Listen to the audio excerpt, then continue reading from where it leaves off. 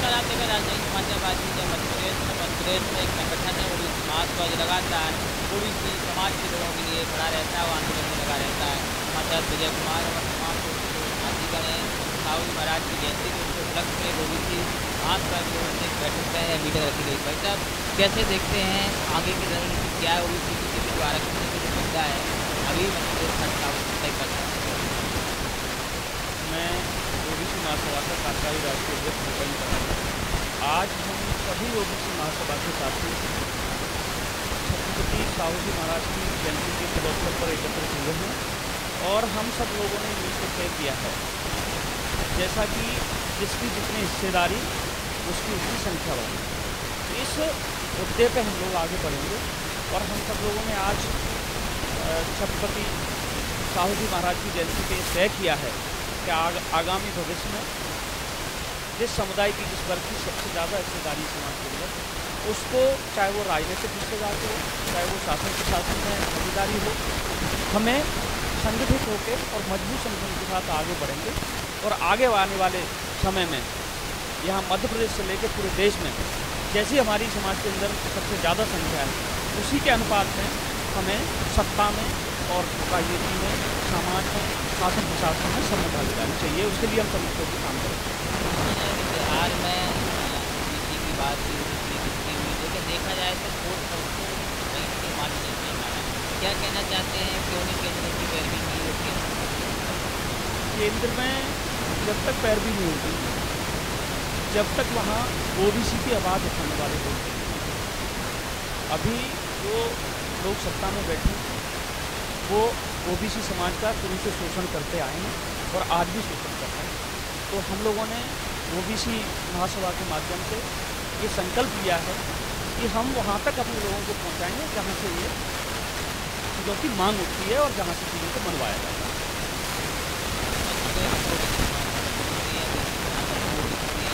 क्या जो आरक्षण की बात है, क्यों नहीं सरकार मान रही है? ओबीसी समाज का जागरूक नहीं है क्या? राजनीतिक पार्टी टिकट दे देगी तो लालच में आगे ओबीसी के साथ नेता आज जैसे कि आपने कहा कि ओबीसी के मुख्यमंत्री हैं, ओबीसी के प्रधानमंत्री हैं। आज की समय में, वर्तमान समय में जो राजनीतिक हालात हैं वो ये हैं, जैसे कि आपने पिछले समय देखा होगा, कांग्रेस ने एक प्रधानमंत्री बनाए थे, फिर तो चलाने वाला पीछे से रिमोट कंट्रोल किसी और के हाथ में रहता है।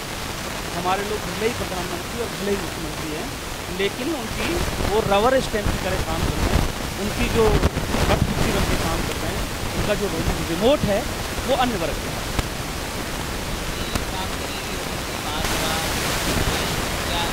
क्या रणनीति बनाई है? नई रणनीति आपकी कई पुराने साथी रहे, कई राजनेता आपके साथ आए, ओबीसी महासभा से विधायक बन गए, कई नेता काम लग रहे हैं बिहार में। क्या कहना चाहते हैं आप अपने संगठन के लिए और पुराने?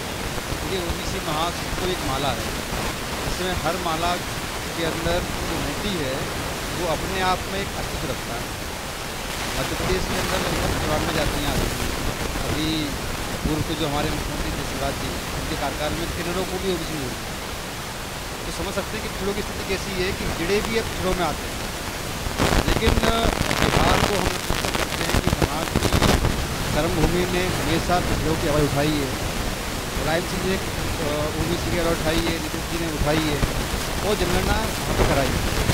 63% आबादी स्पष्ट ओबीसी से आई है। लेकिन देश का दुर्भाग्य है कि अन्य जो राज्य है वो आज भी जाने माना कांग्रेस वर्तमान चुनावों में ओबीसी के मुद्दे के दम पर पिछड़ों का वोट लेने में कहीं ना कहीं 1% सफलता पाई और उसका रिजल्ट आपने देखा। ओबीसी महासभा गैर-राजनीतिक संगठन है और पिछड़ों की जितने भी मुद्दे हैं, भले वो छात्रवृत्ति का मुद्दा हो, नीट में आरक्षण का मुद्दा हो, 27% आरक्षण का मुद्दा हो, या 13% जो पिछड़े वर्ग की जो भर्तियों में होल्ड है उसका मुद्दा हो, या 15% छात्रवृत्ति मेडिकल स्टूडेंट्स के भी होल्ड है पिछले कई सालों से। अब बात कांग्रेस भी कर रही है, बात देश के प्रधानमंत्री भी कर रहे हैं, लेकिन सामाजिक संगठनों का दायित्व बनता है कि राजनीतिक सिस्टम के ऊपर प्रेशर बनाए। पिछड़े वर्ग की जो समस्याएं हैं उनको शामिल रूप से अलग अलग जातियों के लोग जो हैं, जो अलग अलग जातियों पर बटे हुए हैं, उनको हम लोगों ने एक माला बना के खोया है। इसका नाम है ओबीसी।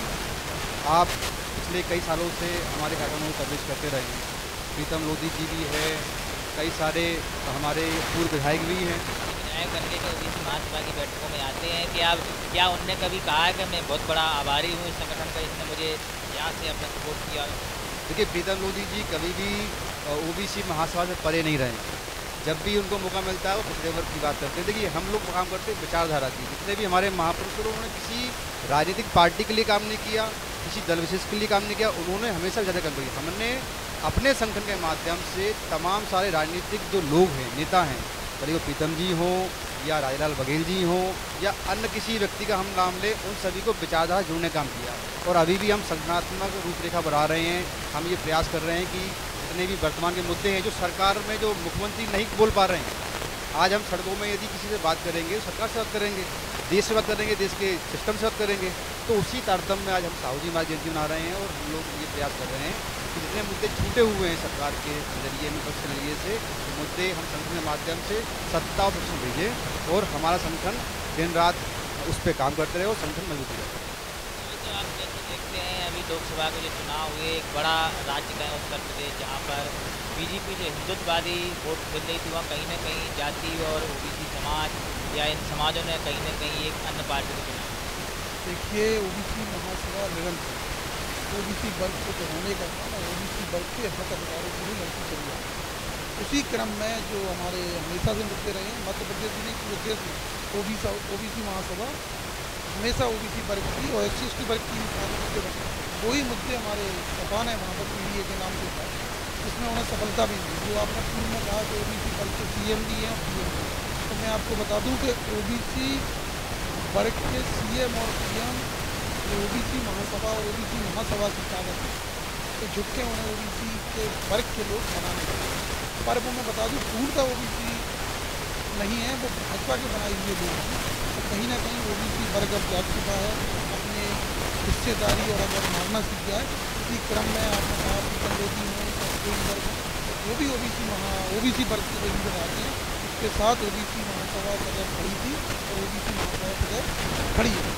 तो लीडरों का दायित्व बनता है कि ओबीसी महासभा से निकलकर जो ओबीसी वर्ग की आवाज़ उठाएं, नहीं तो ओबीसी महासभा जल्द ही खुद राजनीतिक रूप में सक्षम होगी और खुद की पार्टी बनाएगी और लोकसभा विधानसभा लड़ेगी। संसद और विधानसभा में जब सरकार बना देगी तो ओबीसी वर्ग की पूर्ण आवाज़ उठाएगी। दूसरी पार्टी समाजवादी पार्टी दिखती है, युवा चेहरा देखा जाए तो पूरे देश में ओबीसी का एक बड़ा चेहरा है।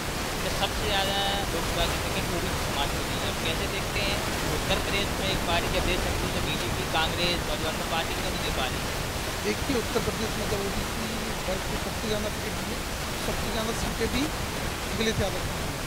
वही रणनीति अगर कोई भी पार्टी अगर ओबीसी वर्ग को उसकी हिस्सेदारी और हक देने का काम करेगी तो हम उस पार्टी के साथ हैं। पर अगर हमारी हिस्सेदारी और हक देने का कोई पार्टी काम करेगी तो विकल्प तैयार है, हम दूसरे विकल्प की तरफ जाएंगे और उसे सत्ता में लाएंगे। गिनती नहीं हो पाई। आज कुत्ते, बिल्ली, भेड़, बकरी, यहाँ तक कि हिजड़ों की गिनती कर दी सरकारों ने। ये बीजेपी सरकार ने हिजड़ों की गिनती कर दी, थर्ड जेंडर जिसको है, लेकिन ओबीसी समाज की गिनती नहीं कर पा रहे हैं। कितना गिनती हुई, वहाँ आरक्षण भी तो नहीं मिला यार।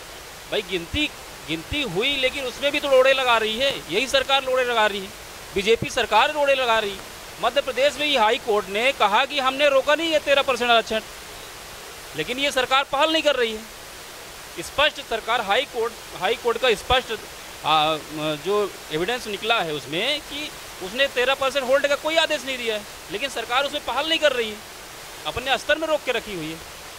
तो निश्चित तौर पर ये ओबीसी महासभा संगठन के द्वारा हम सब लोग मिल करके अनवरत लड़ाई लड़ेंगे और ये प्रतिनिधित्व लेकर रहेंगे, जिसके लिए जो भी करना पड़े, जैसा भी संघर्ष करना पड़ेगा, पहले भी किए हैं, आगे भी करेंगे। एक बड़ा सवाल है, मध्य प्रदेश में लगातार कई बोर्ड बनाए जा रहे हैं, कई संगठन बनाए गए, सामाजिक बोर्डों के अध्यक्ष बनाए जाए। आपको नहीं लगता कि ओबीसी समाज की सर्व समिति से एक ओबीसी कल्याण बोर्ड, ओबीसी बोर्ड, जो ओबीसी बोर्ड के लोग रहे हैं वो सरकार को डाटा दे सकें? हमारी किस ओबीसी समाज में कौन आते हैं, क्योंकि कई लोग ऐसे हैं कि जो सवर्ण समाज में आते हैं ओबीसी का लाभ ले रहे हैं। तो ओबीसी एक बोर्ड या ओबीसी एक संस्था ऐसी कोई सरकार से जुड़ी रहे तो लगातार आयोग तो बना, लेकिन आयोग में आपको ओबीसी महासभा के लोग नहीं है, आयोग वाले सरकार के हिसाब से कहा, कोई लगता है कोई ओबीसी के लिए कुछ ऐसा बने जहाँ ओबीसी की बात हो सके बिल्कुल ओबीसी का एक राष्ट्रीय स्तर में बोर्ड बनना चाहिए, प्रदेश स्तर में भी बनना चाहिए। और बोर्ड बनना महत्वपूर्ण नहीं है, बोर्ड में बैठने वाला व्यक्ति वो संवैधानिक दायरे में ओबीसी की बात करे, तब तो हमारे वो उसका बोर्ड में बनने का मतलब है। बोर्ड तो यहाँ बन गए, सब जातियों के बोर्ड बना दिए। यही तत्कालिक शिवराज सिंह सरकार सीएम थे, सभी जातियों को बोर्ड बना दिए, सभी को कठपुतली बैठा दिए, लेकिन किसी का 1% भी हिस्सेदारी अधिकार नहीं मिला, सभी वंचित है। आप मध्य प्रदेश के एक एक कोने में चले जाइए, हर समाज का हर तबका व्यक्ति प्रताड़ित है। थानों में एफआईआर नहीं हो पा रही है, सुनवाई नहीं हो रही, तहसीलों में दर दर भटक रहे हैं, एक छोटे छोटे कामों के लिए नहीं हो पा रहे हैं। तो इतना ये राजनीतिकरण इतना ज़्यादा हो गया है, सवर्णवाद इतना ज़्यादा हो गया है कि वहाँ SC ST OBC व्यक्ति अपनी आवाज़ नहीं उठा पा रहा है, अपना काम नहीं कर पा रहा है। आयोग के जो अध्यक्ष हैं मध्य प्रदेश के अभी रामकृष्ण कुसमारिया को बनाया गया, कभी आपके संगठन से उनने तालमेल किया, कभी आपके संगठन से उनने बातचीत की कि आप हमको डाटा दीजिए, आप अपनी मांगें बताइए, कि आपके साथ कहीं गए हों मुख्यमंत्री से मिलने या प्रधानमंत्री कार्यालय, कहीं कोई ऐसी बातचीत? जैसा कि कुसमरिया जी से हम लोगों ने, हमारे संगठन के पदाधिकारी लोगों ने कई बार मुलाकात की। उसके पहले शिवराज सिंह सरकार में जब थे मुख्यमंत्री थे, उनसे भी मुलाकात हुई, और कई मंत्री थे जो पिछड़ा वर्ग के, उनसे भी मुलाकातें हुई। सब लोगों ने अब सिर्फ आश्वासन दिया है, लॉलीपॉप देने का काम किया है, सिर्फ किया कि आपकी बातें होगी, आपका काम होगा, लेकिन आज तक इसकी जनगणना की बात नहीं हुई, हिस्सेदारी की बात नहीं हुई। 13% आरक्षण होल्ड करके रखे हैं, प्रदेश के कितने बच्चों का भविष्य अंधकार में कर दिया है, युवा दर दर भटक रहा है। इसकी जिम्मेदार केवल और केवल ये सरकार है, और ये हम लोग संगठन के माध्यम से अंतिम दौर तक लड़ाई लड़ते रहेंगे, चाहे कोई भी सरकार आए। हमारे किसी सरकार से कोई दुश्मनी नहीं है, हमारे अधिकार की लड़ाई है। जो भी सरकार आएगी हमारे अधिकार की बात करेगी तो हम उसके सहयोग में रहेंगे। तो पिछड़ा वर्ग का एक बड़ा नारा है, जिसकी जितनी संख्या उसकी उतनी हिस्सेदारी। पिछड़ा वर्ग समाज इकट्ठा होता है, लेकिन कहीं ना कहीं राजनीतिक पार्टियों में उनके लोग चले जाते हैं। राजनीतिक पार्टियां जो वोट के माध्यम से ओबीसी भरा गया अन्य समाज को बांट रही हैं, उसमें बटा हुआ दिखाई देता है। लेकिन मध्य प्रदेश में चुनाव हो चुके, विधानसभा लोकसभा, क्या नई रणनीति बनाएगी ओबीसी महासभा? कोई नया आंदोलन करेगी, क्या करेगी, उस पर पूरी हमारी नजर बनी। जुड़े मासा न्यूज़ रिपोर्ट भोपाल।